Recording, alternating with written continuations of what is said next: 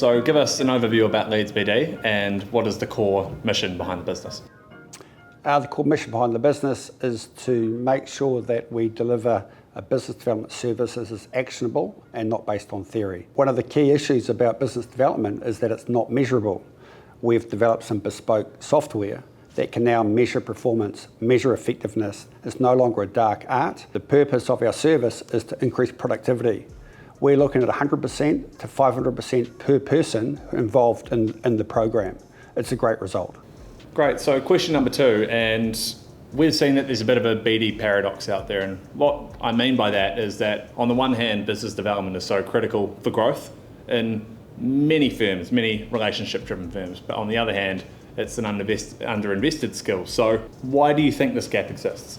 I think there's a lot of people in business that need to do business development, but always find a reason not to do it. And the reason they don't really, it's not really that they're time poor all the time. They don't like cold calls, and they think it's sales. So many people think that business development is outside their job description and therefore don't prioritise it. So therefore we need to change the mindset of business development. We need to let people know that business development is made up of 12 actions, not just the cold call. It's not just about winning the business, recognising that that business is won by relationships, and that can take 6 to 12 months. That's fantastic, and I think a lot of people would have heard that and said, yes, this sounds like a problem within our firm right now, of which those pain points sound really real. So the follow-up question to that is, how does Leeds BD help facilitate those points that we've just discussed? Well, I think how we do assist is that those real pain points within organisations are difficult to solve. And often having a third person or a third party coming into the organisation to help solve those problems are easier. We've found that people within organisations, that they talk more openly to us perhaps. And as a consequence of that, we build a real great relationship with them. We explain to them the steps you need to be effective in business development. In that relationship, they become more productive and they love succeeding. It's great to see a smile on their face when they win a commission. And as you mentioned, we've seen up to 100 to 500% increase in BD effectiveness for people currently on the Leeds BD program, which is really encouraging and positive to see. So next question here is, what are some of the risks that firms face that fail to cultivate a healthy business development culture within their business? I think they treat it as an expectation rather than an area that needs to be invested in. They've got an expectation that everyone should contribute, and perhaps there's an element of truth in that, they should be contributing. But some people just don't have the skills, Harris. They've certainly got the mindset and the willingness to do it, but don't know how. So one of the key risks is that all the responsibility for winning revenue falls on one, perhaps two people within an organisation. Now, if those people typically are owners or senior partners within organisations, they've got other responsibilities as well. So if they can't afford the time to do business development, then what is going to happen to their future revenue projections? It needs a team approach. And a good follow-up to that is someone might say, well, why don't I just hire a business development manager to come and do it for me?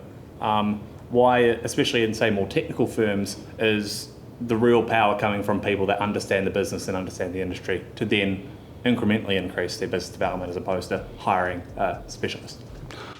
Well, what's great about business development people is that they can pick up a phone. That thing about cold calling we talked about, whilst that's helpful, sometimes if they don't know the subject, it's pretty difficult to do. You could be more effective by attending a network event and knowing your product, your technical expertise will probably win a lot more hearts and minds than a cold call.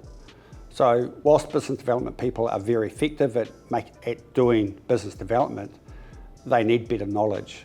So our whole philosophy is about tapping into the people within the firm. They're not employed as business development people, but there is an expectation that they should be doing some business development.